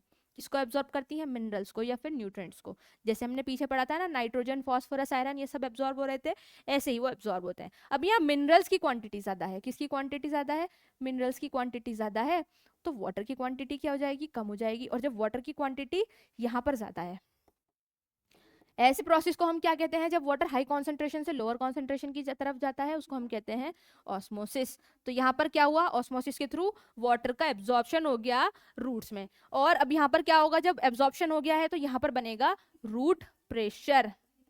और रूट प्रेशर के थ्रू क्या होता है? Transport of water. क्या होता है? Transport of water. बट एक कमी इस वाले प्रोसेस में होती है। क्या कमी होती है इसमें? क्या कमी है? इसकी कमी ये होती है, ये इसकी कमी है कि ये हायर प्लांट्स में पानी नहीं पहुंचा पाता। It can not transport water in higher plants. जो बड़ी बड़ी हाइट के प्लांट्स होते हैं उसमें ये पानी को ट्रांसपोर्ट नहीं कर सकता। इसलिए हमें कौन से प्रोसेस की जरूरत पड़ी है? इसलिए हमें ट्रांसपिरेशन की जरूरत पड़ी है। किसकी जरूरत पड़ी है? ट्रांसपीरेशन की। अब ट्रांसपिरेशन क्या होता है? ट्रांसपिरेशन भी पानी को ट्रांसपोर्ट करने का एक प्रोसेस है। अच्छा, पानी किसके थ्रू ट्रांसपोर्ट होता है? पानी होता है जाइलम टिश्यू के थ्रू ट्रांसपोर्ट। कौन सा tissue? Xylem tissue transport water, ठीक है। कौन सा टिश्यू? जाइलम। जाइलम ही पानी को ट्रांसपोर्ट कराता है, क्लियर। अब जो ट्रांसपिरेशन है इसमें क्या होगा? ट्रांसपिरेशन के प्रोसेस में मानिए एक पेड़ है, ठीक है, ये एक पेड़ है, यहाँ पर सॉइल है। अब जो यहाँ पर जो ये ट्रीज हैं उसके ऊपर लीव्स है, और जो लीव्स हैं उसके ऊपर क्या प्रेजेंट होते हैं? स्टोमेटा प्रेजेंट होते हैं, ठीक है। स्टोमेटा के थ्रू क्या हो रहा है? पानी बाहर जा रहा है। वाटर क्या जा रहा है? बाहर। किसकी फॉर्म में जा रहा है? वेपर की फॉर्म में। यही ट्रांसपिरेशन है, ठीक है। जब पानी स्टोमेटा के थ्रू बाहर जाता है in the form of vapour, this process is called transpiration. अब जब पानी बाहर जाएगा तो यहाँ पर एक पुल लगेगा, मतलब पानी ऊपर की तरफ क्या होगा? खींचेगा, जिसको हम कहते हैं ट्रांसपिरेशन पुल। कौन सा पुल? Transpiration pull. अब जब पानी ऊपर की तरफ खींचता है उसी के थ्रू पानी क्या होता है? सॉइल से प्लांट में ऊपर की तरफ मूव करता है, ठीक है। और this process helps in the transport of water in higher plants also. इसलिए हमें ट्रांसपिरेशन की नीड होती है, क्लियर। अब जो ट्रांसपिरेशन है इसका एक और काम होता है। ट्रांसपिरेशन का क्या काम होता है? टेम्परेचर को क्या करना? स्लो डाउन, वो कूल डाउन कर देना। मतलब जो आसपास का एरिया है वहां पर अगर ट्रांसपिरेशन कोई प्लांट कर रहा है तो वहां का जो टेम्परेचर होगा वो नॉर्मल टेम्परेचर से 2 to 3 डिग्री लेस होगा, ठीक है, क्लियर। देखिए यहाँ पर the water which is lost through the stomata is replaced by water from the xylem vessels in the leaf. In fact, evaporation of water molecules from the cells of a leaf creates a suction which pulls water from the xylem cells of the roots. The loss of water in the form of vapor from the aerial parts of the plant is known as transpiration. आगे देखिए, transpiration helps in the absorption and upward movement of water and minerals dissolved in it from roots to the leaves. Clear? अब और क्या, it also helps in temperature regulation. Temperature regulation में भी ये help करता है. टेम्परेचर रेगुलेशन क्या है? The effect of root pressure. अच्छा, टेम्परेचर रेगुलेशन वही है जो मैंने अभी बताया आपको, जहां पर भी ट्रांसपिरेशन होगा उसके आसपास की जो जगह होती है वहां पर क्या रहती है, थोड़ा टेम्परेचर कूल रहता है. जब तो हम कहते हैं जहां पर ज्यादा पेड़ है वहां पर गर्मी कम लग रही है ना. गर्मियों में हमें क्या लगता है, पेड़ के पास बैठकर अच्छा फील होता है. क्यों फील होता है? इसीलिए होता है क्योंकि जो ट्रांसपिरेशन का प्रोसेस है वो आसपास के एरिया को थोड़ा ठंडा कर देता है. This process is known as temperature regulation. Clear? अब जो रूट प्रेशर है वो मोस्टली कब दिखता है हम लोगों को? नाइट में दिखता है रूट प्रेशर. क्यों? क्योंकि जो ये स्टोमेटा होते हैं ये क्या करते हैं, मोस्टली दिन में ट्रांसपिरेशन करते हैं. जब सनलाइट होती है तब ये मोस्टली ट्रांसपिरेशन का प्रोसेस हो करते हैं और रात में ट्रांसपिरेशन नहीं करते. इसलिए रात में कौन सा प्रोसेस ज्यादा दिखता है हमें? Root pressure. अब हमें क्या पढ़ना है? एक्सक्रीशन पढ़ना है. एक्सक्रीशन क्या होता है? What is excretion? अब जो वेस्ट मटेरियल बॉडी में बन रहा है वो बॉडी के बाहर आएगा, उसी प्रोसेस को हम लोगों ने एक्सक्रीशन कहा है. एक्सक्रीशन में कौन कौन से ऑर्गन इन्वॉल्व होते हैं? एक्सक्रीशन में इन्वॉल्व होती हैं किडनीज. कौन इन्वॉल्व होता है? किडनी इन्वॉल्व होती हैं. सबसे पहले कौन इन्वॉल्व है एक्सक्रीशन में? किडनी इन्वॉल्व है. किडनी के बाद ये कहा जाता है यूरेटर में. यहाँ क्या हो रहा है? एक्सक्रीशन का प्रोसेस है ये. एक्सक्रीशन के प्रोसेस में कौन कौन इन्वॉल्व है? किडनी, यूरेटर और यूरिनरी ब्लेडर और यूरेथ्रा. जो किडनी है और यूरेटर है ये दोनों क्या होते हैं? पेयर में होते हैं. कौन कौन? किडनी और यूरेटर दोनों पेयर में होते हैं. देखिए, किडनी से कहा जाएगा, किडनी से जाएगा यूरेटर में. कहा जाएगा? यूरेटर में. यूरेटर के बाद ये कहां पर जाएगा? यूरिनरी ब्लेडर में. और उसके बाद ये कहां जाएगा? यूरेथ्रा में. ठीक है. किडनी कैसा है? पेयर में है. यूरेटर कैसे है? पेयर में है. इधर देखिए, ये किडनी है, ये यूरेटर है, पेयर में है दोनों के दोनों. उसके बाद यूरिनरी ब्लेडर और फिर यूरेथ्रा. ये थे एक्सक्रीशन का पाथवे. अब आगे जो यूरिन है, यूरिन का फॉर्मेशन कहाँ पर होता है? यूरिन का फॉर्मेशन होता है किडनी के अंदर. कहाँ पर होता है? यूरिन का फॉर्मेशन किडनी के अंदर होता है. कैसे होता है वो हमें पढ़ना है. ठीक है. यूरिन का फॉर्मेशन कैसे होता है? देखिए, यूरिन का फॉर्मेशन पढ़ने के लिए हमें एक चीज जाननी जरूरी है. जो किडनी होती है उसके अंदर नेफ्रॉन नाम का एक स्ट्रक्चर होता है जो बेसिक यूनिट होती है एक्सक्रीशन की. कौन होती है बेसिक यूनिट एक्सक्रीशन की? नेफ्रॉन है. ठीक है. It is a basic unit of kidney. Basic unit of kidney is nephron. Nephron का स्ट्रक्चर इधर गिवन है, हम बनाते हैं अपने आप से. क्या क्या गिवन है हमें? देखिए इधर हम क्या बनाने वाले हैं? नेफ्रॉन का स्ट्रक्चर बनाने वाले हैं. सबसे पहले नेफ्रॉन बनाने के लिए ये होता है बोमेन्स कैप्सूल. ये क्या होता है? Bowman's capsule. ठीक है. हमें कैसे याद करना है इसको? ये कैप्सूल जैसा स्ट्रक्चर दिख रहा है, इसका नाम क्या है? Bowman's capsule. क्या नाम है इसका? Bowman's capsule. बोमेन्स कैप्सूल के ऊपर यहाँ पर कुछ आर्टरी होती हैं. रेनल आर्टरी जिसका नाम है. क्या नाम है? Renal artery. ये किस चीज से बनी है? Renal artery. इसको हमने क्या कहा है? इसको हम कहेंगे ग्लोमेरुलस. क्या कहेंगे हम इसको? ग्लोमेरुलस. ठीक है. ये होती है ग्लोमेरुलस. और ये किस चीज से बनती है? रेनल आर्टरी से ये बनती है. रेनल आर्टरी क्या है? आर्टरी जो किडनी में आती है. अब जो बोमेन्स कैप्सूल है ये इस तरीके से एक्सटेंड होगा आगे की साइड, और इसको हम क्या कहते हैं? Loop of Henle. क्या कहते हैं हम इसको? Loop of Henle. ठीक है. It is Henle's loop, also known as tubules. इसको और क्या हम कहते हैं? और हम इसको क्या कहते हैं? ट्यूब्यूल्स भी कहते हैं. ठीक है. अब आगे ये फर्दर क्या बनाएंगी? ये बनाएगी कलेक्टिंग डक्ट. क्या बनाएगी? ये कलेक्टिंग डक्ट. ठीक है. ये समझ में आया? ये स्ट्रक्चर नेफ्रॉन के यूरिन के फॉर्मेशन के लिए इंपॉर्टेंट है. जब तक हमें ये नहीं समझ आएगा तब तक हम यूरिन का फॉर्मेशन नहीं समझ पाएंगे. ये क्लियर हुआ? ये कैसे बन रहा है? दोबारा बनाकर दिखाऊं? चलिए एक बार और बनाकर देखते हैं हम इसको जल्दी से. क्या है ये?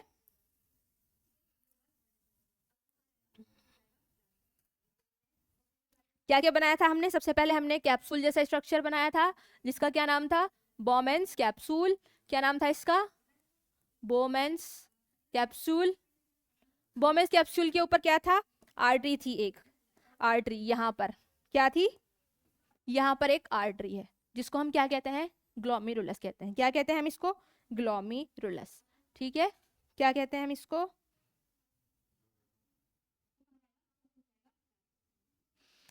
ग्लोमेरुलस, ठीक है, इट इज कॉल्ड ग्लोमेरुलस। ये किस चीज से बनी है? ये बनी है रेनल आर्टरी से। कौन सी आर्टरी से? रेनल आर्टरी से। अब आगे ये बोमेंस कैप्सूल एक्सटेंड होता है और ये क्या बनाता है? ये बनाता है लूप ऑफ हेनले। क्या बनाता है ये? Loop of Henle, also known as tubules, ठीक है ना। ये नाम याद रखने हैं, क्वेश्चंस आते हैं एग्जाम में। लूप ऑफ हेनले को और क्या कहते हैं? ट्यूब्यूल्स कहते हैं। अब ये लूप ऑफ हेनले एक्सटेंड होकर क्या बनाता है? ये बनाता है एक्सटेंड होकर कलेक्टिंग डक्ट। क्या बनाता है ये? कलेक्टिंग डक्ट, ठीक है। अब चलिए फॉर्मेशन ऑफ यूरिन पढ़ते हैं, क्या होता है। फॉर्मेशन ऑफ यूरिन हमें देखना है। जो फॉर्मेशन ऑफ यूरिन है इसके 3 प्रोसेस हैं, इसके 3 स्टेप्स हैं। क्या क्या इसके स्टेप्स हैं? इसका पहला स्टेप होता है, इसका क्या पहला स्टेप होता है? पहला स्टेप है इसका क्या? सबसे पहला होता है फिल्ट्रेशन। क्या पढ़ रहे हैं ये हम? Formation of urine. ये प्रोसेस है फॉर्मेशन ऑफ यूरिन का। किस चीज का? फॉर्मेशन ऑफ यूरिन का। और जो फिल्ट्रेशन होता है वो कहाँ पर होता है? बोमेंस कैप्सूल। और कहाँ पर होता है ये?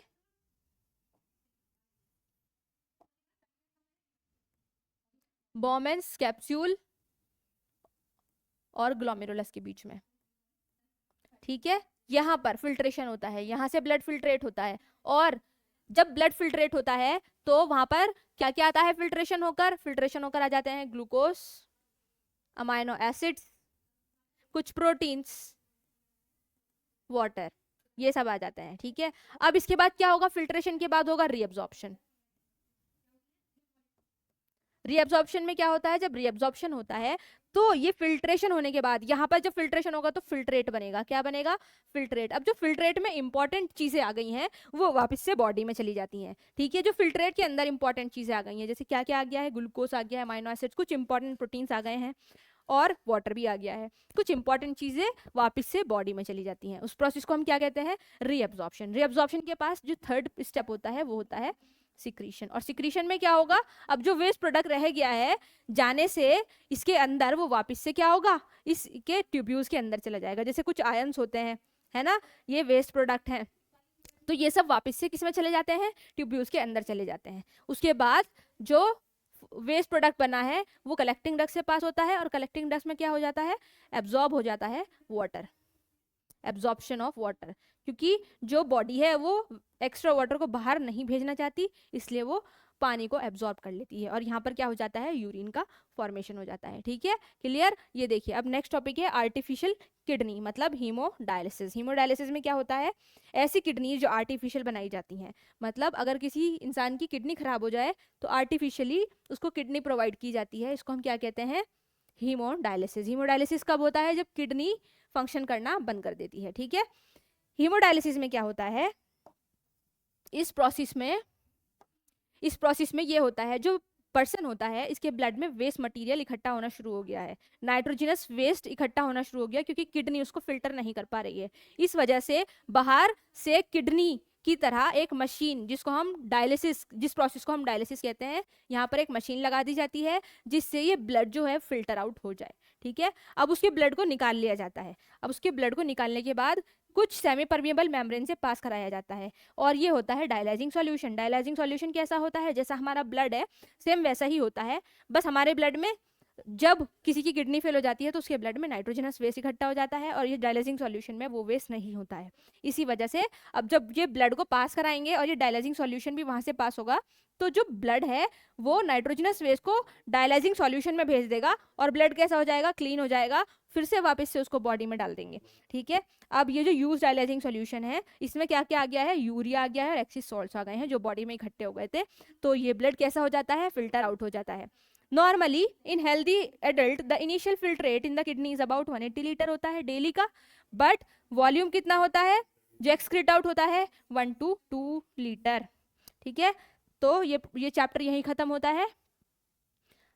आई होप ये आप सबके लिए बहुत ज़्यादा हेल्पफुल हो और आपके लिए बोर्ड्स में हेल्प करे। फॉलो करिए स्कॉलर्स स्टडी अड्डा को। Thank you so much.